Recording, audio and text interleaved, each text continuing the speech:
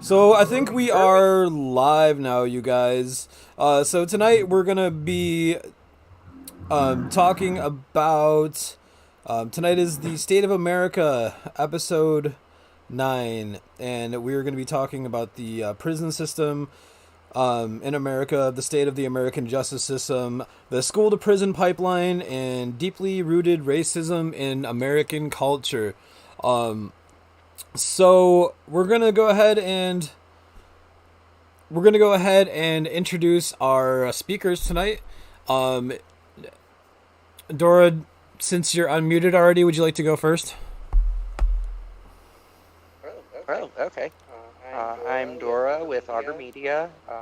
We provide aid for press who are trying to keep themselves from being deplatformed at this point.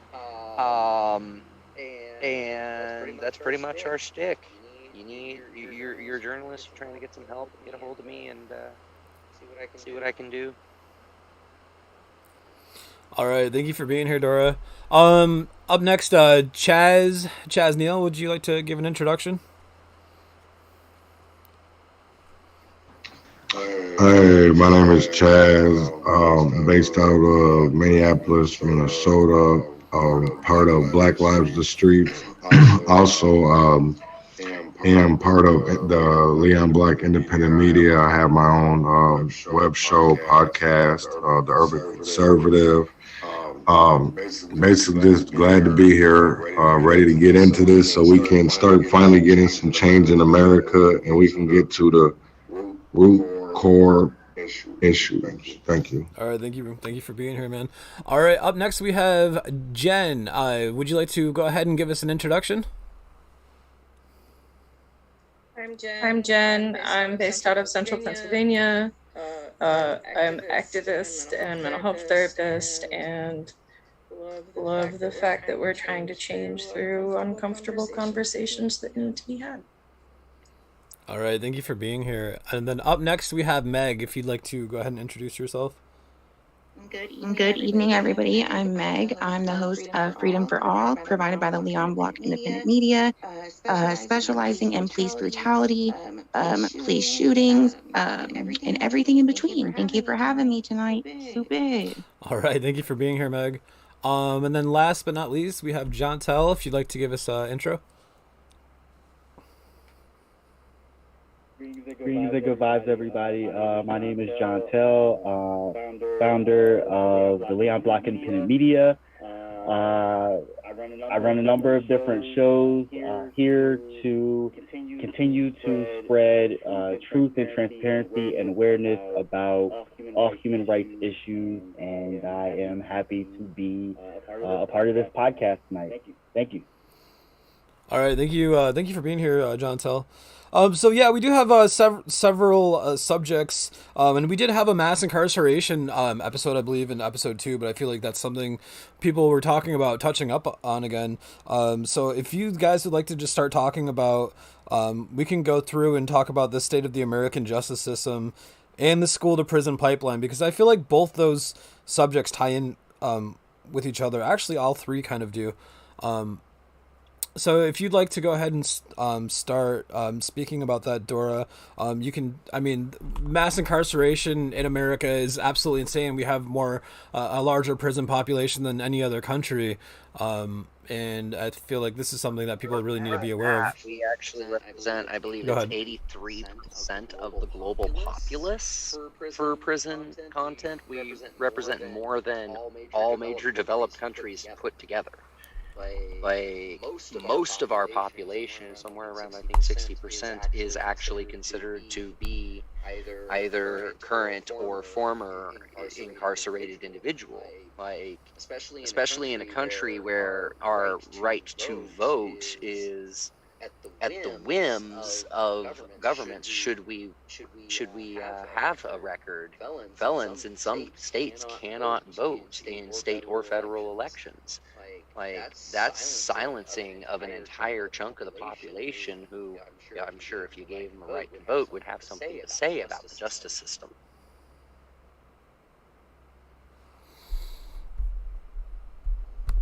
Yeah, absolutely. Is there anything else? Well, go ahead, Meg. I definitely agree. What is it, John Tell? You might have to correct me. We make up, what is it, 5% of the world's population, yet 25% of the world's prison population? That is a problem for sure. Like that, yeah.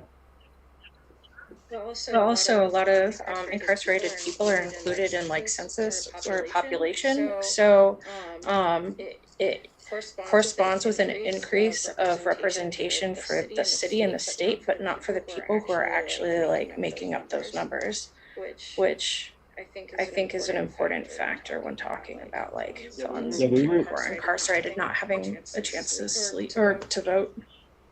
You know, The other day on our shows, because it's important people realize like how dispersed, for example, black and brown people are. When you count them into rural populations where a lot of these prisons are, for example, in Pennsylvania.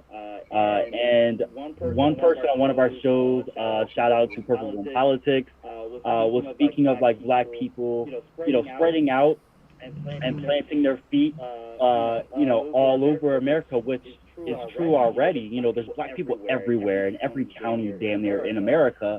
However, how much power do they actually hold and influence do they actually hold? We're only a small portion of the population. So like, where do we fall? Should we concentrate our power in the communities that we're already in to combat dispersal of our quote unquote criminals, like when they're put into areas like this in rural areas? And that does play a large part in how voting plays out as well. And I think a lot of people don't realize that either.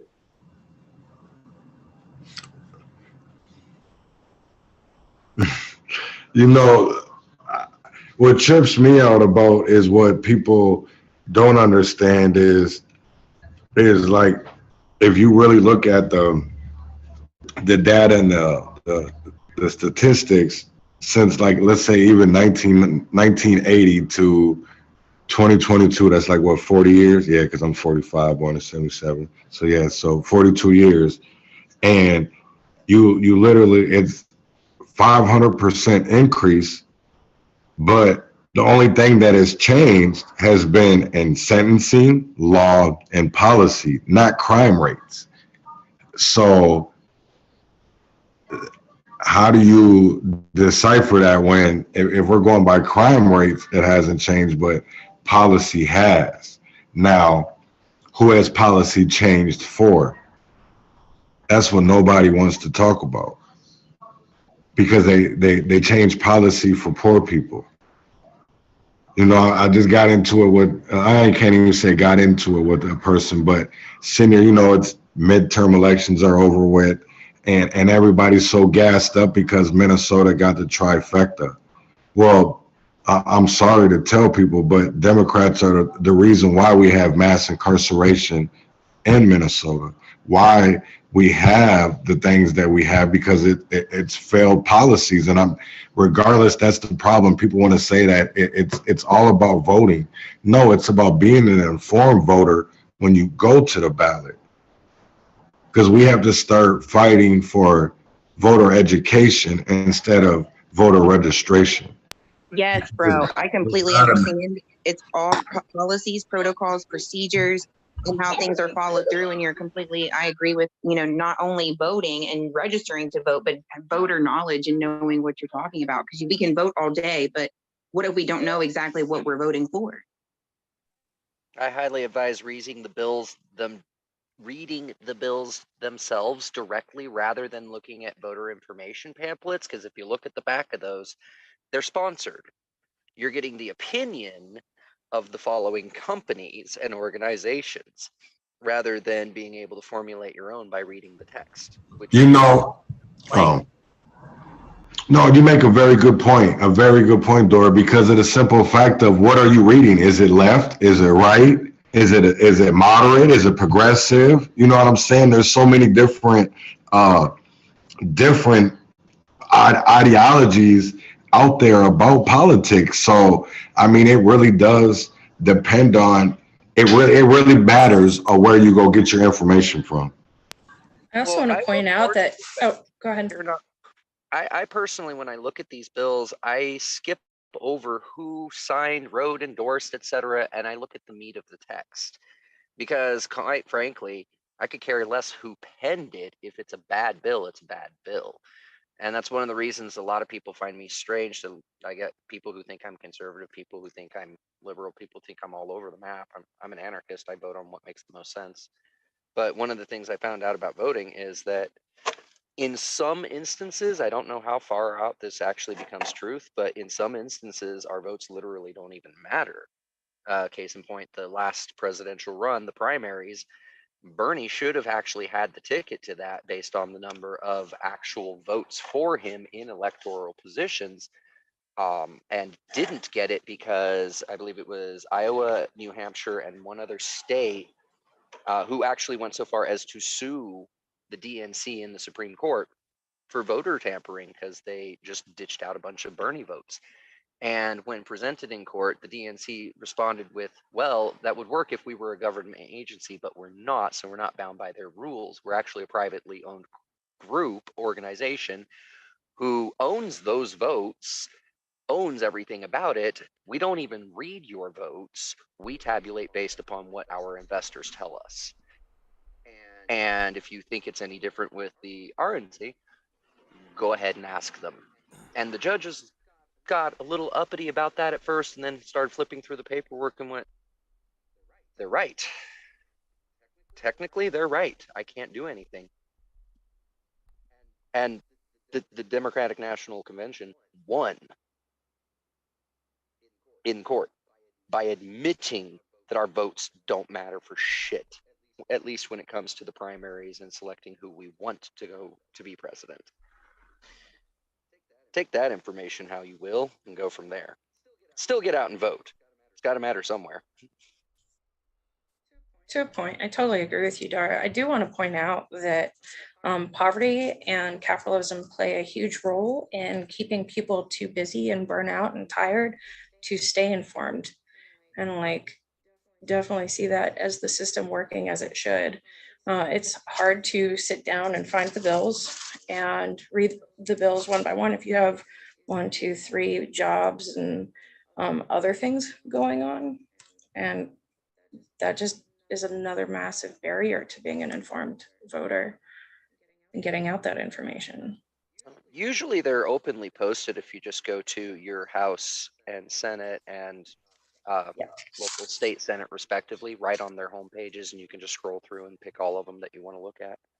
Yeah, and I'm not saying that you can't find them if you know that information, but I am saying that there are so many people in poverty right now that don't know that information, that probably are not listening to us right now. Those who are listening and have time, learn and then teach your neighbors. Yes, there we go. That's information, my message. Guys, it's key. Knowledge is power.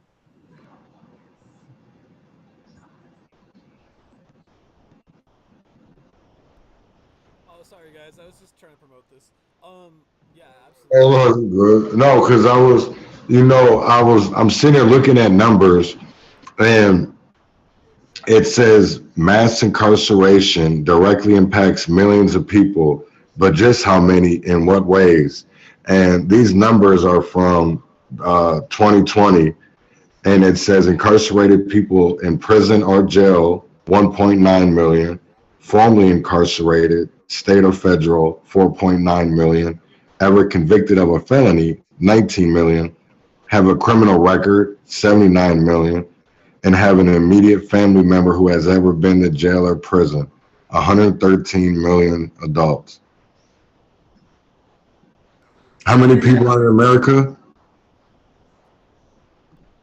I mean, 10 million people are going to jail every year in America. Like, that's insane.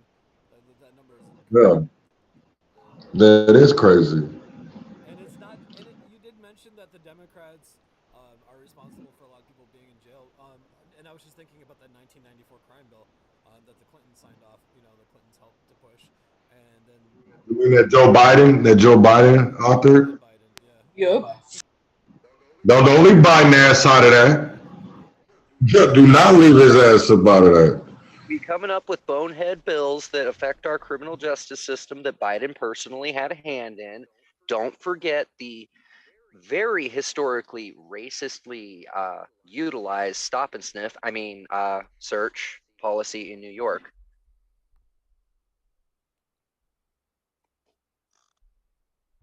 I mean, also the Reagan administration too, though. Like, so the Republicans definitely had a hand in it too, because the Reagan administration is responsible for a lot of people who are put into the prison system, and the war on drugs, that they had as well. Everybody's getting locked up for nonviolent offenses. Like half the prison population is nonviolent offenses right now.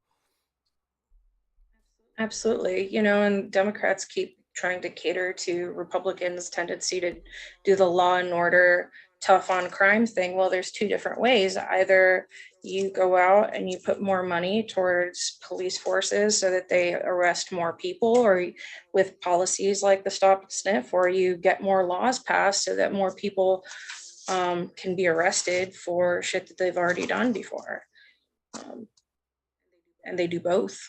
So yeah, it's definitely both Democrats and Republicans. Like, it's disgusting. I just wanted to say thank you for using my version of the term that killed me. I love it. I'm going to steal that, or at least, liberate it for all people. Oh, I love it. One of the things I think is really interesting is if you stop and look at not so much the nonviolent crimes, but violent crimes statistics, where do you get the most of them, particularly and especially gun violence? You find them in blue cities that have extremely stringent gun restrictions. At which point you get some really exotic guns too, which is kind of strange in and of itself. But the places where, like, Arizona has almost no gun violence. And then again, Arizona's policy as far as a gun carry permit, concealed or otherwise, is the Constitution is your permit. Like, that's their policy on it. No restrictions, no nothing like that. Just straight go Dirty Harry and have fun. Just don't kill anybody.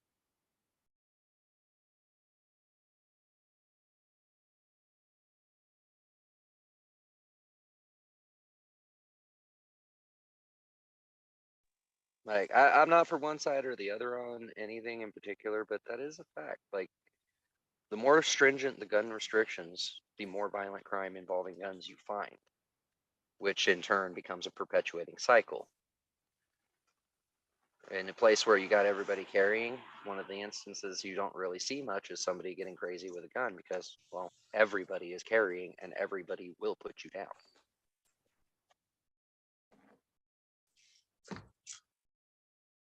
A little old west, but if it works. Yeah, so, right.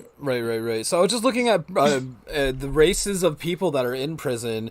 1.5% Asian, 38.4% Black, 2.6% Native American, and 57.6% white.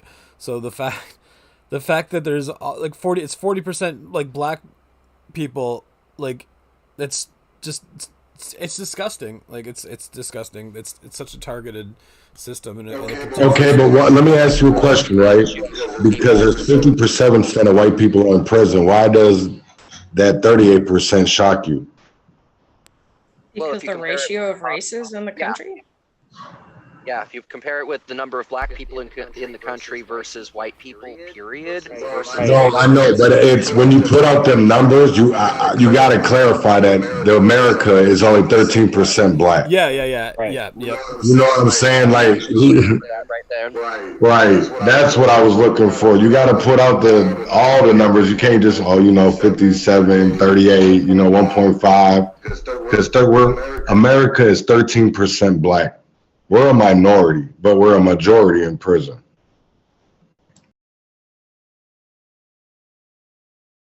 Yes, sir, absolutely. Well, so, like, the fact that it's 38.4% Black inmates, and then there's only 13% of the population in America being Black, that's 3 times the amount. I mean, so, like, you're 3.5 times more likely to be put in prison if you're a Black man versus a white man, and that's just disgusting.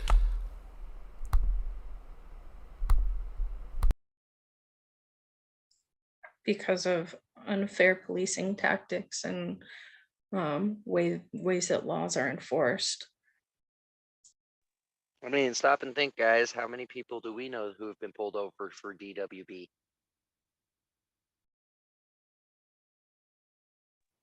For those that don't know, it's driving while black. Like my own sister has. Or living while black. Or gardening while Walking black. down the street. Right. Purchasing while black. Having a Subway sandwich while black, like Casey Goodson. Shopping while Eating black. Skittles while black. Having a fucking air freshener while black. Having tea bags in your garbage can while black. Let's go back to living while black, because that's the most important one right there. Like, we can't even, like, I can't breathe is such a powerful statement, because we can't even fucking breathe without having to deal with racism or be burdened by oppression and discrimination and prejudice 24/7. Like, there are some people in this country that don't even have to think about it or have never had to deal with it or ever won't. But for me, I can't exist without it. That's the reality of this life, this world, this current life for me right now. You know, I want to read something real quick, because this is so. In America today, 1 of 4 black men. So if a black, you put 4 black people or whatever, 1 of 4 black people have a chance of going to prison during their lifetime. Hispanic, 1 in 6. White, 1 in 23. That's crazy. That speaks volumes on where we're at in America right now. It definitely does. It definitely does. Those percentile dynamics get really fucky when you start separating it by gender too. Like if you think just black in general is bad, the population percentile specifically amongst females is even more ridiculous. Well, when you're looking at, so if you even break it down to like gender, by just birth, Hispanics 5.1, white 4.4, but black men 28%.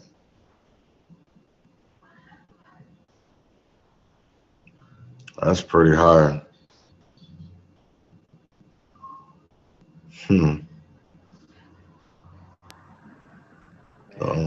Breaking into age dynamics, you'll find that it's mostly between like 16 and 30, particularly with black people, versus mostly from their 30s up for white people. Hey, Dora, is there any way you can make your mic just a little bit louder? By the way. And I think right now we're kind of just having an open discussion, and I think that's a lot easier since we just have 6 people. And the school to prison pipeline, that's something I'm not very familiar with. Also, is there anyone who can speak up on that? Because I don't have a whole lot of knowledge, and I'd like to hear from somebody who has more knowledge about it. So one of the first things that you got to notice with the school to prison pipeline concept is, particularly, especially in lower income neighborhoods, look at the schools and then look at prisons. These things are alike. In the rich neighborhoods, look at the school and look at prisons. These things are not alike. It's very, very obvious when you get into cities like LA, you know, like it's, dude, you got about as much security going in as you would in a prison. You got barbed wire fences, you got armed guards, you got metal detectors, you've got all kinds of insanity just to go to school. You know, it's bonkers, and it's been that way. People like they kind of think, you know, maybe it's a recent thing. No, it's been that way since the 90s, and like That's just how it is. And I'm not talking just high school. I mean, like all the way down the chain to elementary. It's ridiculous. And further than that is that they set you up on similar routines. You're eating basically the same food from the same companies, no less, that do the food services for both.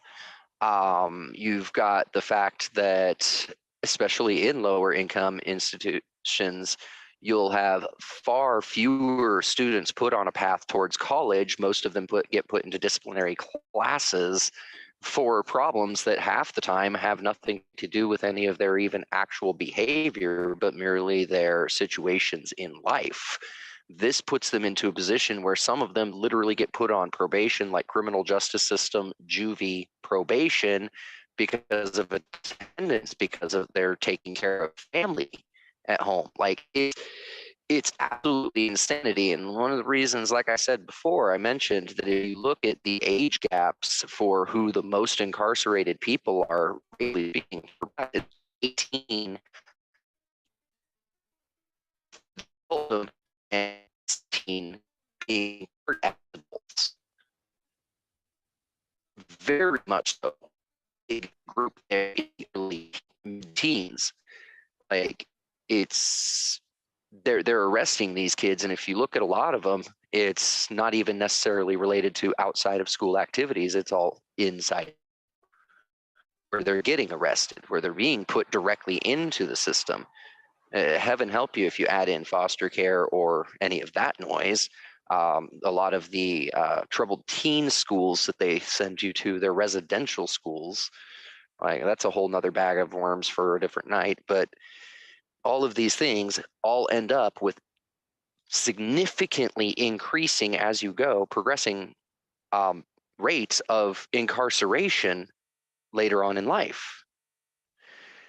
And it starts with the school system.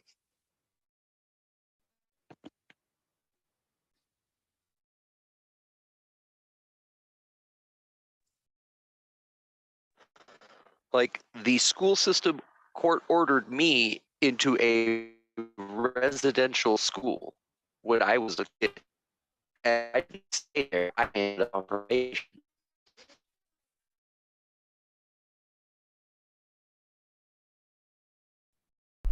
There's so much abuse that happens, and yeah, there's so much abuse that happens in the foster care system too, and it just goes unchecked. And I feel like a lot of these like foster care parents only look at these children as a paycheck because they, you know, obviously they get money from the state for having these foster kids. So the more kids they have, the more of a paycheck it is, and they don't actually care to be genuinely good foster parents as well.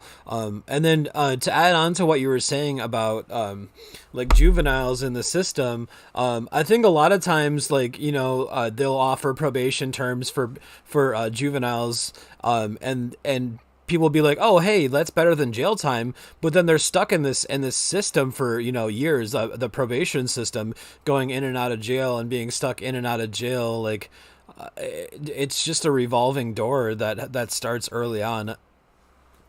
It's what it is. It's hitting them with probation as juveniles, and that starts the revolving door that eventually leads to prison. Because what is jail for you?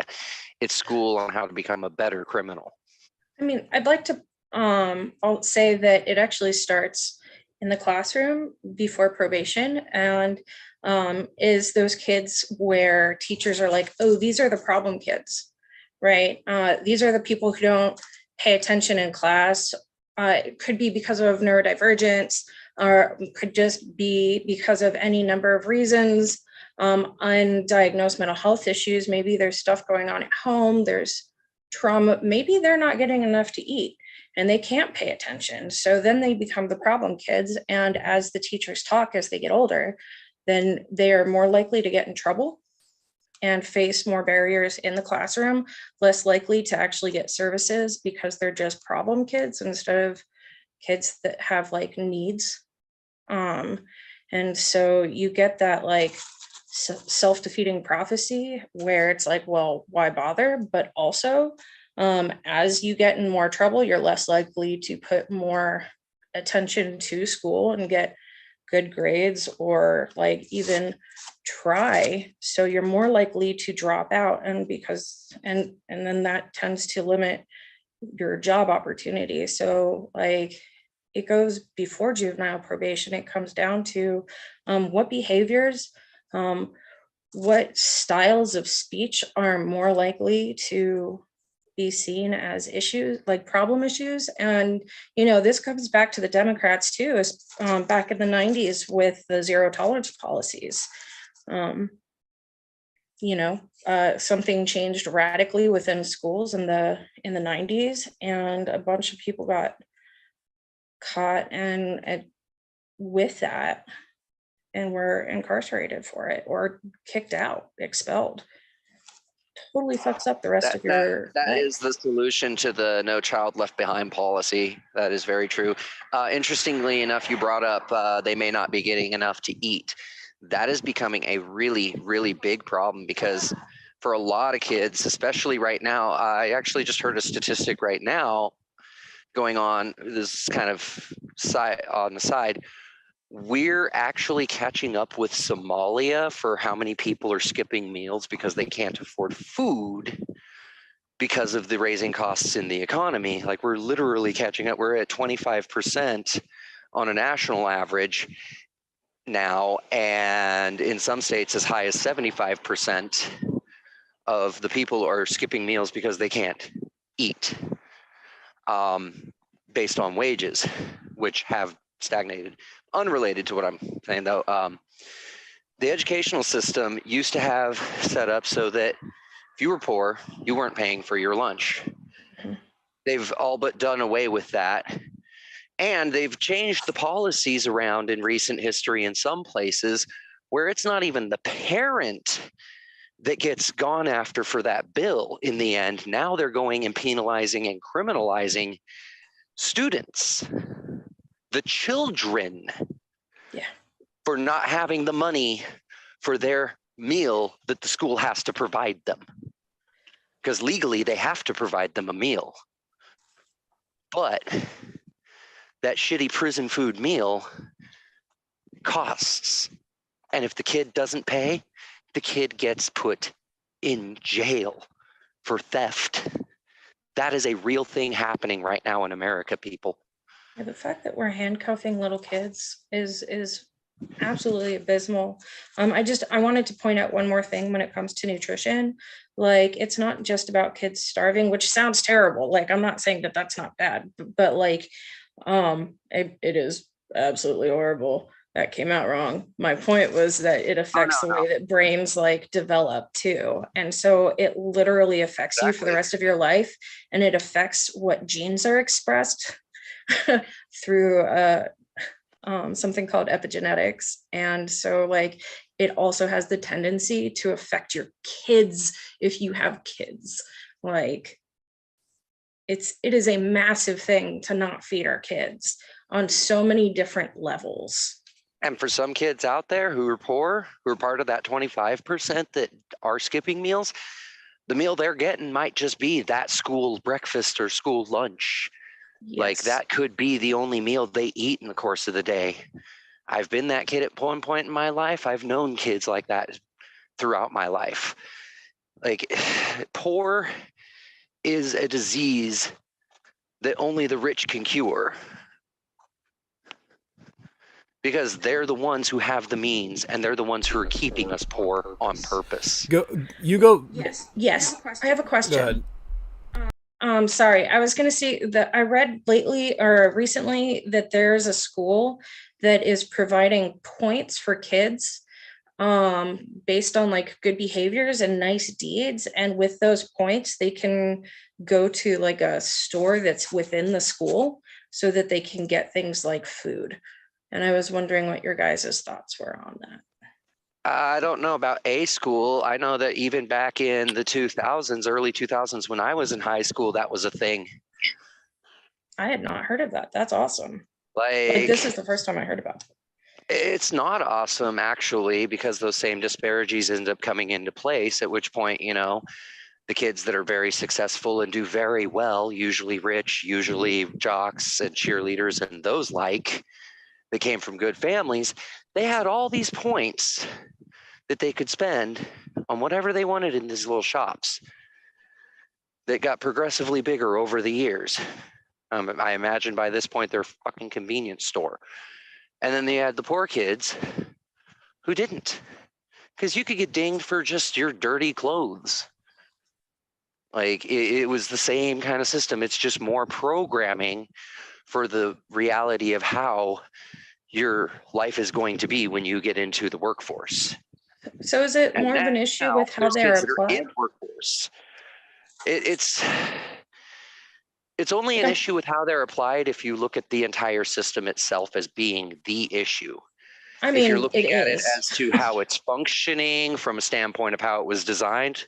So let me ask a question. Let me ask a question, because this is the thing that frustrates me, right? Because me as a black man, I sit here and I listen, and the shit because the things that we're talking about are affecting where I live. I go out of my house every day, and it affects me. I live in North Minneapolis, and this is the problem, because it's like, and no disrespect, because everybody knows how I feel. I don't see color, but it's like, the thing of it is like, it's always white people telling us what's good for. Not everything is good for the goose is good for the gander, and that frustrates me. Because of the simple fact of, what are we supposed to bring our kids when all we hear is that these programs are no fucking good? Like, I'm going to be 100% honest, because I sit here and I think that some of these programs are great when they're done in the right way. When they're done wholeheartedly, selflessly, not selfishly, selflessly, and it's for the betterment of everybody, not when it comes to a political affiliation or whatever, you know what I'm saying? Because at the end of the day, we got to come to solutions and not really sit here and point the finger all the time at politics, because we're at a crisis right now that next week is in Iran. And I know we're in America, but Iran right now has 14,000 people that potentially they're going to execute in the next 10 days. You got Jackson, Mississippi that has no water. You have a 15-year-old boy, Jaheim McMillan, that was slaughtered, but yet motherfuckers want to talk about Dave Chappelle. They want to talk about Kyrie Irving. They want to talk about Kanye West, and America's in shambles. Like, I don't understand politics is not going to solve it. It's going to be us, the people, with our solutions. The ballot isn't going to change shit. All it's going to change is a red wave, a blue wave. Nothing's going to change. I entirely agree. Like I said before, I'm an anarchist. I believe both sides of the left wing, right wing, it's still the same bird, and I'm eating it for dinner. You know, like, the entire concept is, you know, when you're pointing out, oh, such and such group has these policies, you always got to point out, and this group has the same kind of concept in a counter policy, but you got to put both sides together to really get the picture, because they're one group. It's just what color tie they're wearing today. You think that they hate each other, that they're like, ooh, that guy walking down the highway? No. That when they walk past each other in the hallway, they get together later in the evening and go out and have drinks. Oligarchy. It's an oligarchy. It's exactly what it is. And right now we're sitting in a position where we're about to go into a full-on techocracy, because all 7 members of the G7 have just agreed that they're going to switch over to a central bank digital currency system with a social credit system similar to that of China's. Literally, one of the British yahoos, one of the new ones that just got elected, announced it. Like, publicly. It's insanity. You know, and what's crazy is 95% of America didn't understand a word you just said. A word you just said. They don't understand it. And that right there is the problem, is that our education system is set up for us to be dumb as fuck. Dumb as fuck. Because I literally just had a conversation earlier about somebody where, you know, Veterans Day was just the other day. But I'm going to tell, while we're out here saying Happy Veterans Day, can somebody explain to me Project 100,000? That's all I want to know. Explain Project 100,000 to me, and then I'll congratulate a veteran.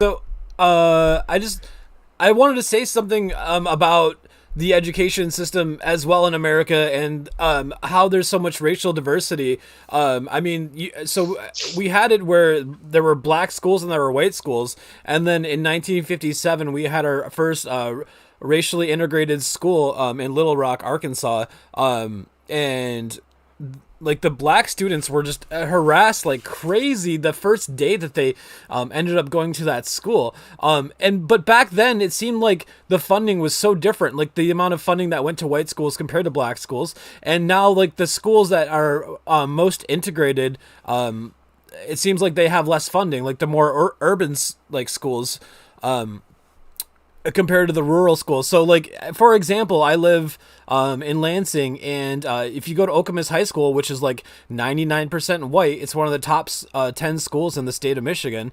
And then if you look over at the Lansing School District, which is a little bit more mixed, it's way lower as far as their ranking in the state of Michigan. Like the amount of funding they get, like the amount of teachers they have per students, the amount of counselors they have. So I don't understand why this is happening in America, and it's just more racism. Like, why aren't these schools that are more integrated getting more funding or the same amount of funding as like the primarily white schools? Well, for exactly the reason you just said, they're more integrated. That's just it. Look at the neighborhoods that these schools are in, respectively. Are they upper class neighborhoods, or are they middle and lower class? I bet you $1 in pesos that one top school you just mentioned is in a predominantly rich neighborhood. Yeah, Okemos absolutely is. There's tons of millionaires there. Lots of people that own businesses. Mm-hmm. And, you know, predominantly Caucasian. Yeah, oh, absolutely. Yeah, Okemos compared to Lansing, yeah, there's a huge difference there. And there's your answer. Rich white people. Yeah. Big issue is property taxes being a huge source of funding. Yeah. 30% on average, wherever you are, 30% of property tax goes to the school. Like, so obviously richer neighborhoods are going to have better funded schools. And richer neighborhoods are going to have better test scores because they're better funded. It's all deliberate. But I bet you if you sat down and talked to either a student randomly pulled from the crowd out of either one of these schools, that lower funded school is going to have somebody that has neurons. The other one's going to have a happy little drone that'll regurgitate whatever they were told. Can I jump in with a little comment here, a little thought of what you, this is Will. I'm sorry, I hadn't identified myself yet since we joined in. You're talking about how these schools that have better funding are going to have the higher test scores, and there's other factors involved in that. It's the same thing that we see with how we look at a celebrity image and how can they keep that body for so long. It's also because these families have access to other resources. They have more time to relax, more time to spend one-on-one with their children in enrichment things. They don't have the same struggles we have, so they have that. That's a big deal. When you're going to school in the morning and you're hungry and you don't have a notebook, it's a lot harder to get decent test scores, even if you are brilliant and have the work done. So it's a multi-layered thing. It's not just the funding that goes into the schools.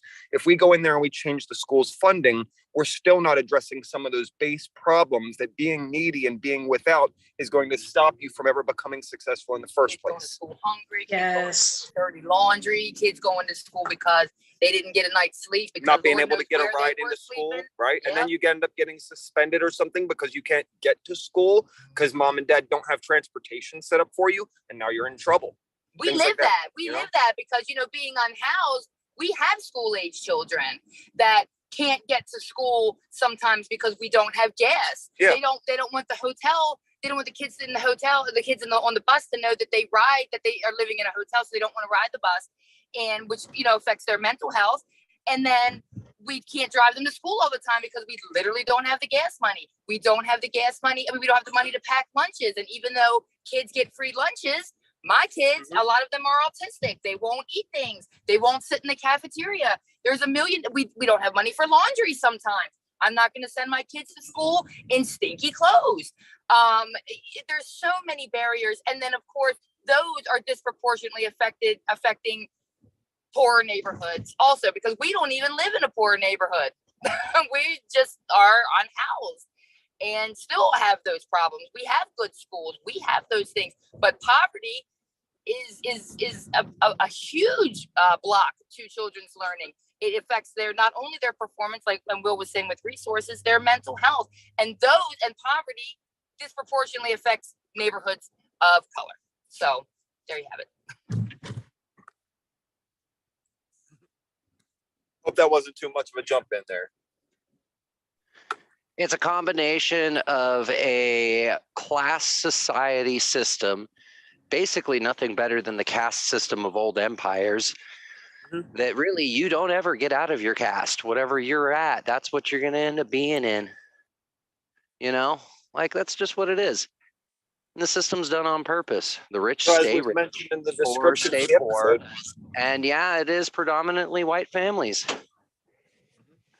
Think about what it said is in the description of this chat that we had read, is that we're also talking about this education to prison pipeline. Yeah. Because what do you think is going to end up happening with this? They have big bump in the road. Well, that's actually where we started talking about the schools. Yeah, and it circles around, because where do you think that they're going to get? They need the funding in that prison. The prison is a huge moneymaker for them, man. Yes, it keeps the police funded. It keeps the jails funded. It keeps the courts funded.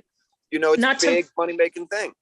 Not to mention all of the corporations who get relatively free labor to make things like clothing or pick plants and do all the, like, it is not just, no, it is all over the country. Louisiana, after we just had vote, the last handful of states that still had that policy built into their prison systems of indentured servitude, all but Louisiana voted to get rid of them altogether. Oh, nice. Louisiana said, well, Minnesota still got it on the books. Drawing board and get back to you. Yeah, like Chaz, you said Minnesota still has it on the books, and I was gonna say, like, it might have gotten voted out, but that doesn't mean that those policies are enacted yet, right? Oh yeah, no, they're definitely not enacted yet. But here, once it actually gets written off of the books and takes effect, we'll be down to just Louisiana using prison labor, which I think is a win. But fuck you, Louisiana. Y'all used to be cool. Y'all New Orleans and everything, and Katrina did you dirty. Why would Louisiana be the only state? Because Minnesota, it's still on Minnesota's books too. What do you mean? And there's like 20 other states that still have that on their books. Update their information. And that's the whole crazy thing, because you about the fact that the last states that had this on their bills. No, Minnesota still has it on their books. There's 20 other states. Maybe that's what the difference was. It was in their constitutions. I think it's also fascinating that even with the states voting this off of their constitutions, you can see, like, for example, I saw in Oregon, 450,000 people still voted to keep that in their constitution. So even though it was struck out, you have to see what kind of an impact and an influence that type of hate still has in our society. Yeah, because mass amounts of hate, whether or not they're policies, they're going to make a big difference and influence how they're applied and whether or not people look the other way. But also, even if it weren't just corporations getting rich off it, like prisoners who are doing like the upkeep and cleaning and cooking, like they save a ton of money and just get paid for that. Like, it is a massive, massive money-making scheme. Oh, absolutely. Is. And the prisoners who are doing this work are basically being paid like $10 a day. You know, and in prison, you're living in prison. You got to understand that as well, that not only is $10 a day literally nothing in the outside world, it's even less than that in the prison world, where one little pack of ramen that we can get for $0.25 costs them over $1. So that $10 doesn't even go anywhere, and that's an entire day's labor for these folks. Yep. And then also, listen, I was in the work release program when I was in Pennsylvania, in York, Pennsylvania's prison, York County Prison, in their work release, right? Why do they charge me $175 a week rent to be in prison? I still have rent to pay on the outside. That's the whole reason they put me in work release, is so that my family wouldn't struggle while I was in my cell. That was the whole judge's reasons behind the decision. Your family still needs support, but we got to pay them rent. Having to keep up all of the gas to get him back and forth to his job actually put us making less money than we were before. On top of the entire disconnect of the concept of what a prison is for. The purpose of a penitentiary style prison is to separate the dangerous elements of society to keep us safe while they are rehabilitated, if possible. That is theoretically their job. Yeah. So why do we have people going in there? If you're in work release, far as I'm concerned, if you qualify for work release, there is literally no reason to put you in prison in the first place. We are already saying that we trust you enough to go out into society and be a working person. So there, you're done. We trust you to be out in society, but they're proving that the prison is there to serve the capitalist interest, because we only trust you in so much as we can use your labor for money. There's one more factor even to that. If you actually want to get really, really technical about it, do it. You guys ever notice that when they got convictions, they say that the sentence has an and/or policy to it, such and such amount of time, or a fine of so much money. Mm-hmm. If you want to get really down to the brass tacks, that means, why do we not see rich people in prison all the time? Because it's perfectly legal for a fee. Right. Yep. Absolutely. Fines made. What we do? We go down and fucking set up a prepay account at the fucking local county jail. Anytime we fuck up, do it easier than that.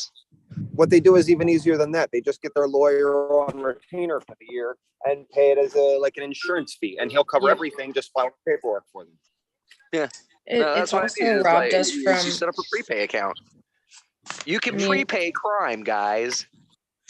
I'm saying we should right to a speedy trial. Maybe that's what we should be funding. Yeah. By the way, guys, when you're out there, I can't remember which one's which, so you got to look it up.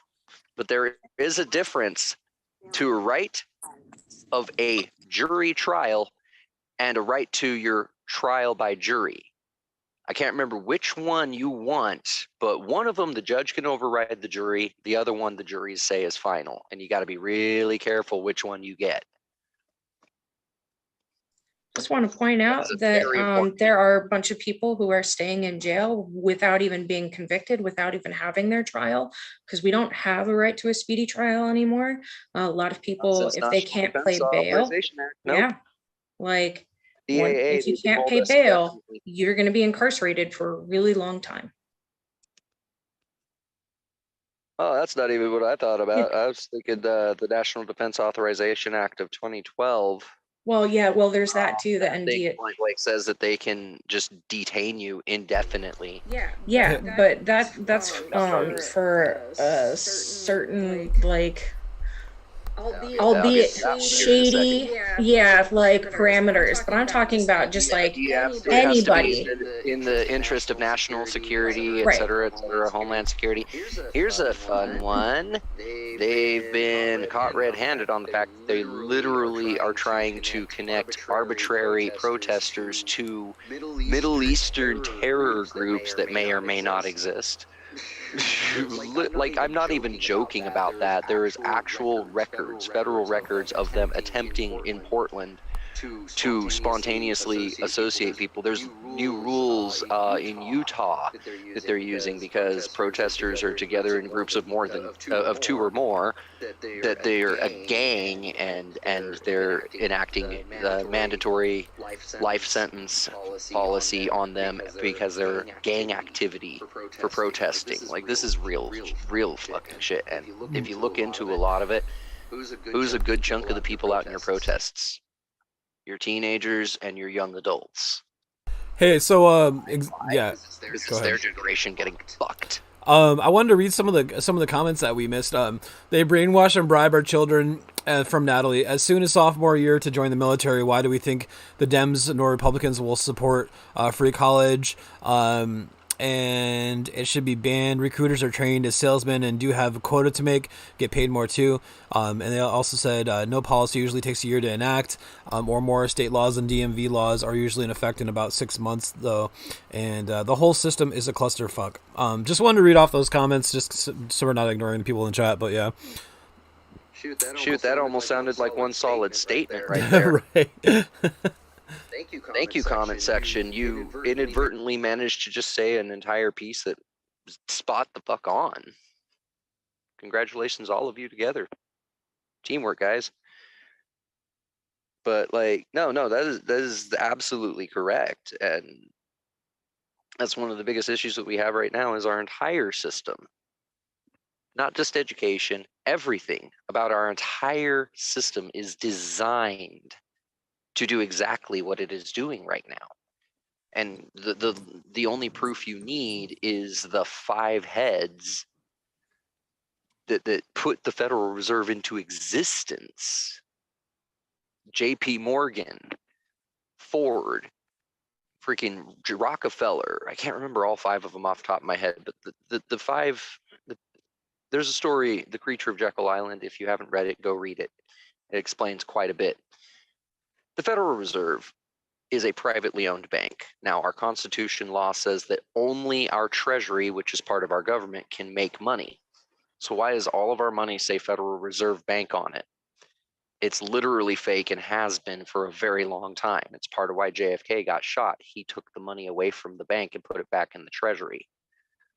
Our money is designed based on debt. Debt equals money. They have $1 in the bank. The bank has $1. They loan $100 out at interest. That interest replenishes more dollars for them to loan. Well, eventually they just start printing money. Literally type a number into existence that didn't exist before, meaning that your dollar makes less and less and less. That's why inflation looks like it does. That's why your basic prices are going. It's literally the bank itself is falsifying money and tricking you into paying interest to use it and then taxing you. Here's the kicker. Where does your IRS tax dollars go? Why, 80% of it goes to the Federal Reserve Bank directly to pay off the debt that the United States government has owed since 1933 when it sold itself to the 5 big heads, literally. Yes, those major corporations literally owned the entire government and put us into debt slavery. You want to know what the fuck it is? It's debt slavery, and we didn't make the debt. Every time they borrow money from the Federal Reserve, your tax dollars go up, your dollar spending power goes down, and the prices raise. It is literally taxing you on your taxed money that you were taxed to even make in the first place. You're getting triple dipped right there. And if you got sales tax, there's another hit, plus your fuel tax. And then, like I said, those 5 major companies, that's oil industry right there. Rockefellers, the kingpins of the oil industry, all the rest are basically owned by them, even if they are their own separate companies. Like, literally follow money, people. You want to know what's wrong with our system? Follow the money. It's not the money that's the problem. The money is just one of the tools they use to fuck with us.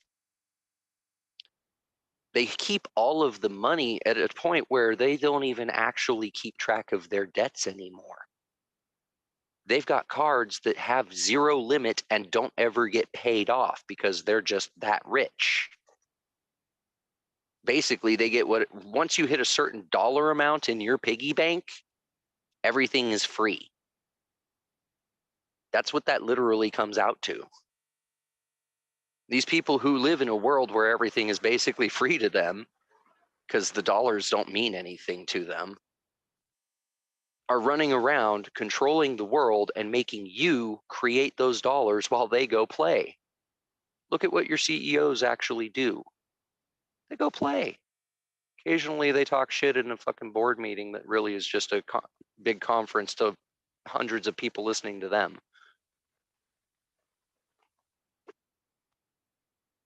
yes, the racial thing is very much so a thing, because they look down on all the people who aren't like them, which are, in fact, in most instances, Caucasian people. Don't get me wrong, there's some rich people of color up in there too.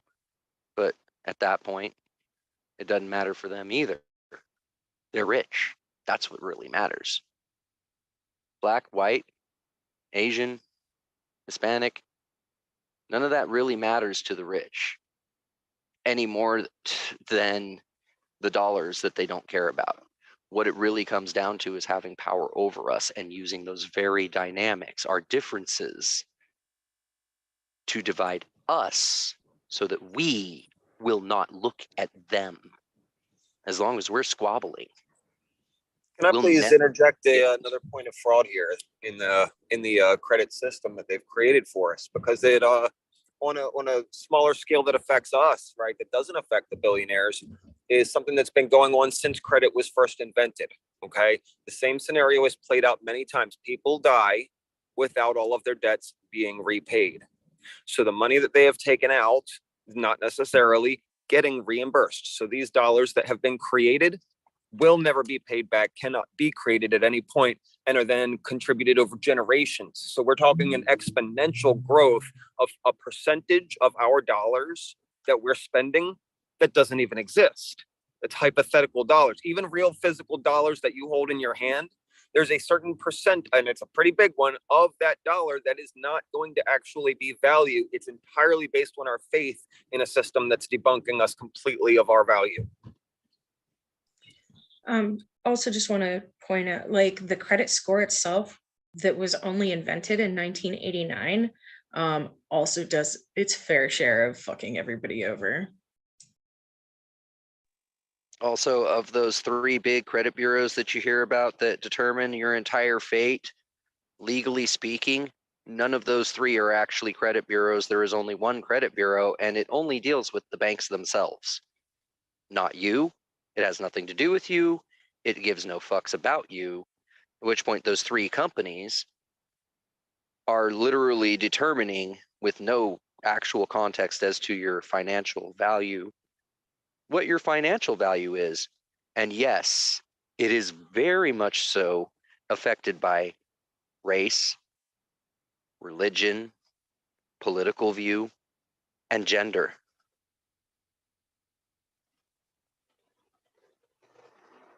A white Christian man will start off with a better credit score at 18 than any other person.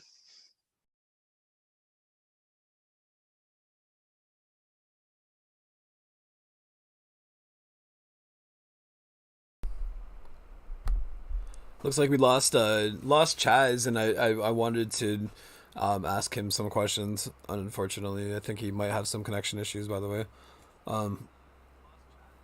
But yeah, the banks run way too much here in America. It's just sad. Somebody commented, the USA is officially the world's reserve currency. I mean, that's true. And we are deliberately nuking our own currency into complete non-value. Yeah. I think Rick and Morty actually covered this. Watch me topple an entire galactic government by turning a 1 into a 0.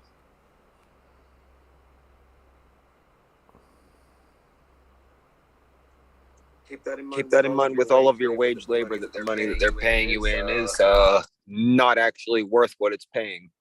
It fluctuates every day on top of that. You think about that, that's a really weird imbalance in our financial structure there for the haves and have-nots, is that our pay rate is going to stay the same week after week after week after week, because that is what we're paid.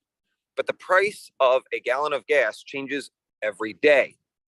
Interest rates can be adjusted by banks much more frequently than paid. I don't remember how often they're allowed to do that. I know there are regulations on how many times they can change their interest rates, but so much more frequently than you can get pay raises.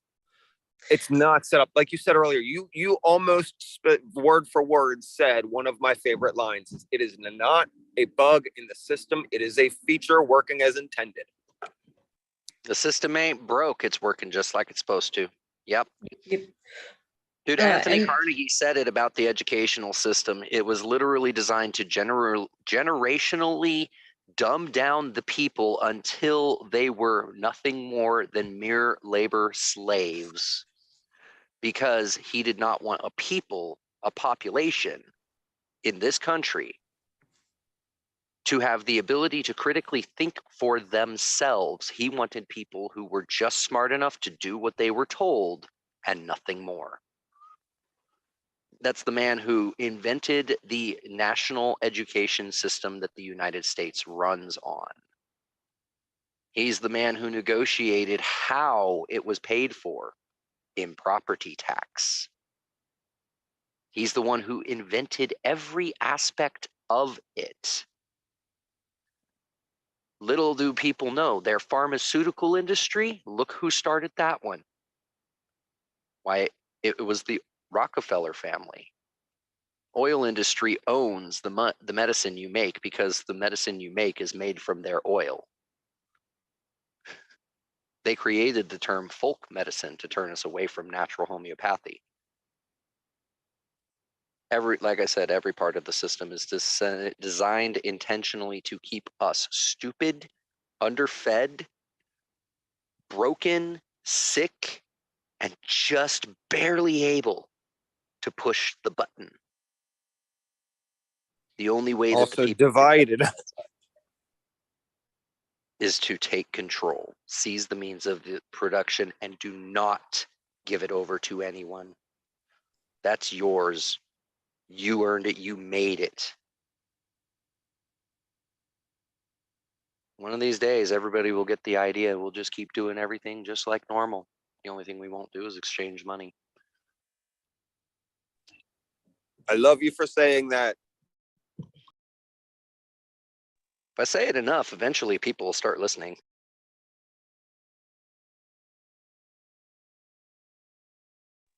I try pointing it out to people all the time that money is not a real resource. It is a measurement device. And just like every other measurement device, we just chose its increments. We don't have to use American. We can use metric. We choose what increments we want to use or not to use them at all. It's all up to us. Everything out here. Another one of my favorite quotes from any movie of all time is Jack Sparrow saying, "It's what a man can do and what a man can't do. We make these rules up and we abide by them, even though we have nothing to do with them and they do not benefit us." Dang, Skippy. I just remembered a great video, by the way, for anybody who wants to take just a quick little jump over to educate themselves on the educational or the financial system and its existence, at least here in the US. It's a cartoon. It's definitely smoke-worthy. It's called Collapse of the American Dream, Explained in Animation. You can find it on YouTube. It's about 30 minutes long, pop culture references everywhere, and it explains it in such a way that a child can pick it up. So, you know, you should drop the link in the chat for us. Oh, I'm working on it. Trying to not accidentally exit from the app while trying to get this. I love that all I have to do is put coal and it finishes the rest. Come here. Share. Copy. I got you. I got it. Oh, Brooklyn said fiercely divided, and Natalie said capitalism requires a slave-based work system or it would collapse. David Allen Moon said first to be conditioned were the indigenous peoples. Yeah, and that's something I wanted to speak more about is the history of racism in America, and it goes back to the fact that we thought we could own people who were black here in America, and these plantation owners who had all these slaves, and it's not just like any person off the street. It's our presidents. Some of our former presidents had all these slaves working on their plantations. Just historically, America is just such a racist place. Originally, our police were put out there to be slave catchers for when slaves ran away. We have deeply rooted racism here in America, and that's something I also wanted to speak about with some of the people that had left. I feel like that's important to talk about. as well. It carries on to modern day as well. Quick shout out to Benjamin Franklin for being the one member of the founding fathers who stood up and said, "Hey, Jefferson, why do you still have slaves?" Like he was actually very. I'm pretty sure he was the founding father that got the conversation about freeing slaves started. He was very anti-slavery, and some of his closest and best friends were African American people who had managed to make their way up to the north, up to and including the gentleman who was actually the physical hand taking the notes and writing down the documents that we all see sitting in the Smithsonian now. If you want to see him, he's on the picture on the back of the $2 bill. You can find him because his suit's different color than everybody else, and so is his face. Fun history. I mean, so even after we had the Emancipation Proclamation and the slaves were freed, it still took like what 2 years? Because there was a city in Texas, I believe it was Texas, where they still had slaves for another 2 years, and then after that there was still lynchings. We had the Ku Klux Klan that was routinely lynching Black Americans, and we had politicians involved in the Klan as well. So we still do. Yeah, it's just sad. It's just really, our history is so fucking sad. As a country, like people were terrorized regularly, and then we had the Jim Crow laws where black people and white people were separated. Why are fucking white people so scared of black people? Like, it's like historically, and people still are. It's just sad. I don't understand it. What? I have a historical answer for that gets me in a lot of trouble when I try to explain it. Before America's founding by white people here, before all of that, there was another group of people that came here. They were called the Moors. Long story short of it, the Moors were one of the original races on this planet because if you think about it, there were multiple proto-humans that all coexisted at the same time.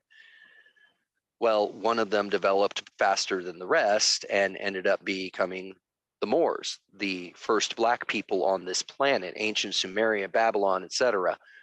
These people, who were the first people, literally started breeding the proto-humans, other races, for pit fighting, labor, etc. And the pit fighters in particular started taking on this weird concept of albinism, which ended up sticking genetically.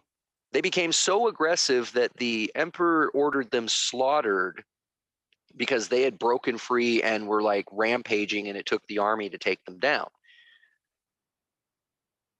One pair was kept by the man who bred them and dropped off in the Caucasus Mountains with enough plants and everything to keep them alive, which, if you really think about it, that point in time would be approximately how old the Bible says humanity is. And does feature, two breeding people being dropped off in a garden and left to their own devices. And they created the literal race of people known as Caucasians, which are the people of the Caucasus Mountains, who were literally cavemen who were bred for aggression and dropped off by the Moors, who also, that's probably why they are absolutely inherently at their core, so many of them still remembering genetically that history, and that's why they're terrified of black people. And that's why when they finally rose to power, because when you breed something for aggressive dominance like that, you create what becomes the Saxon and the Vikings and the oh dear good gravy, the biggest, baddest war machine to ever exist, clearly. And they took power, and they rose up, and they built their empires, and we are seeing the result of that bullshit. So black people, be proud. White people would not exist if you hadn't created them first. And this is taken from actual historic record that the Moors kept. The Moors, by the way, as a culture, still exist to this day in some places.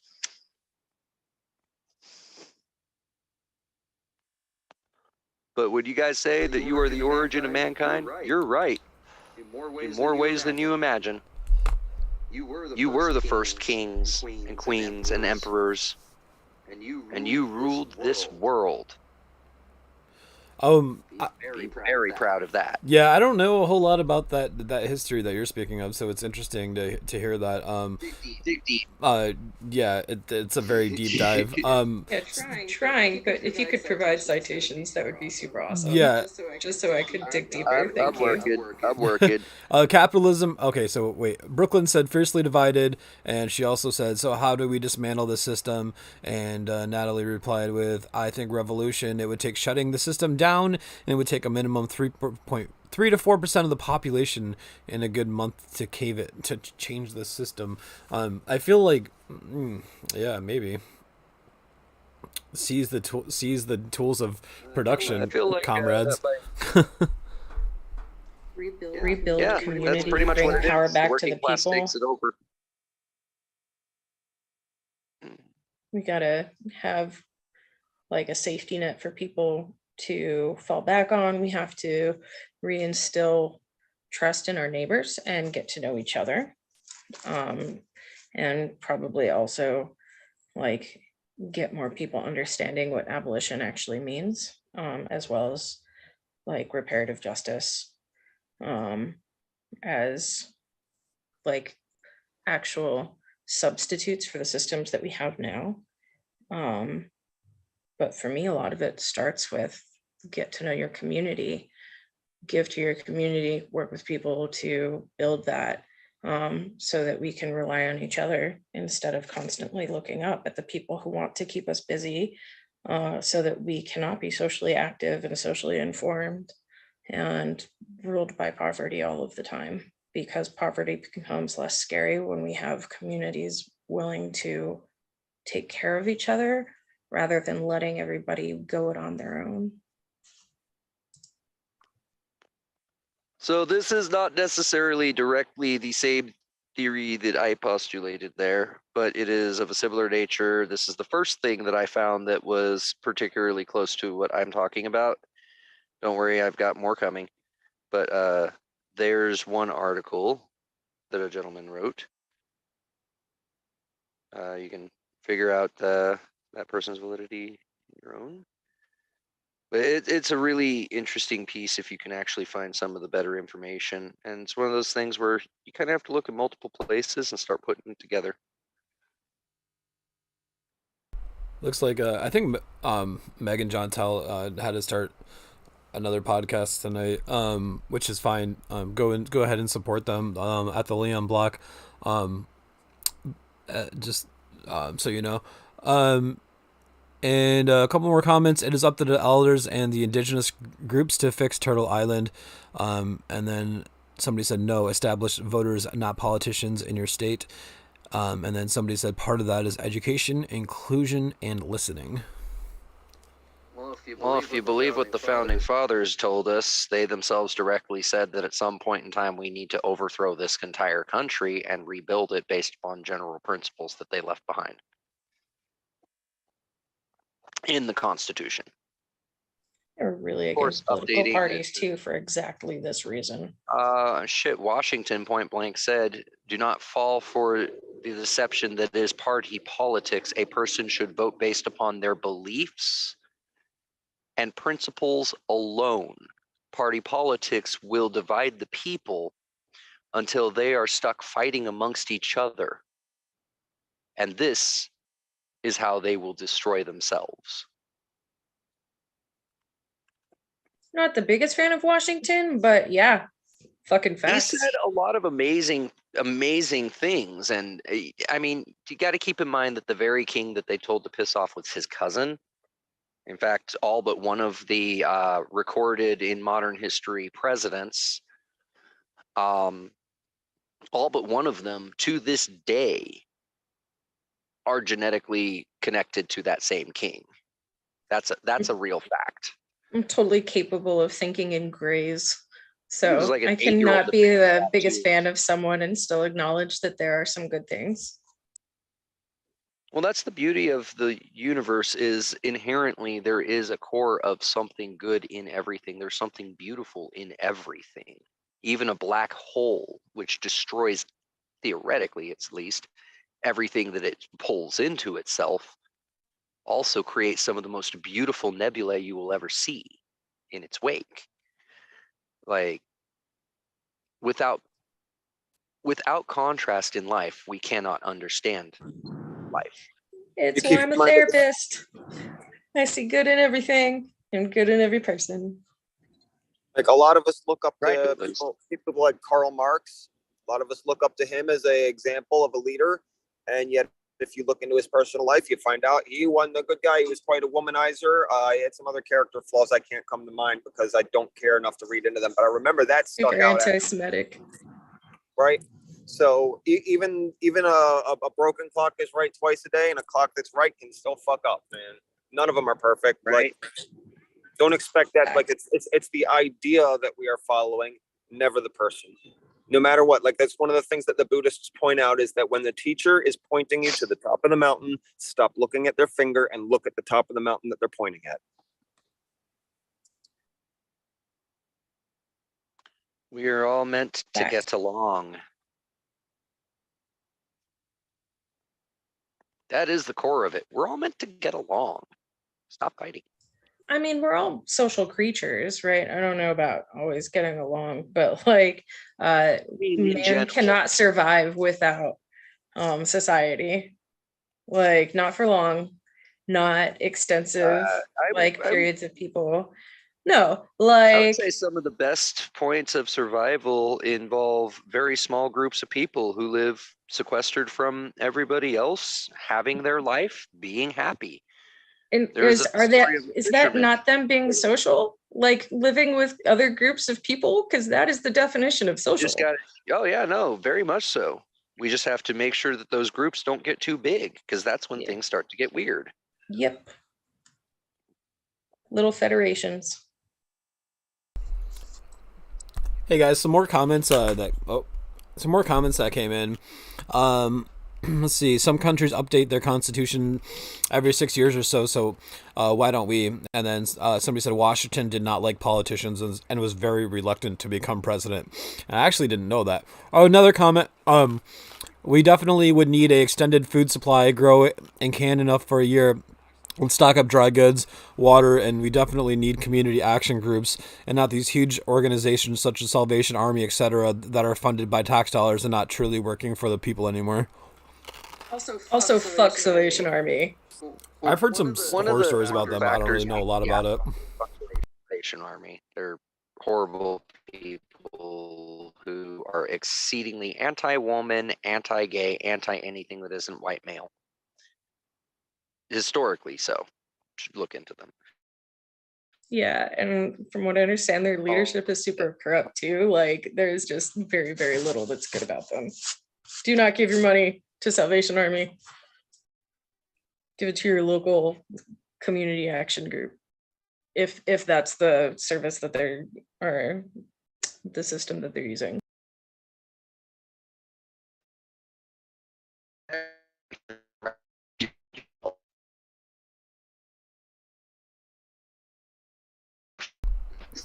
Dora, your mic is cutting out, by the way. I don't know if you're in the car or standing outside. My help if you're in there.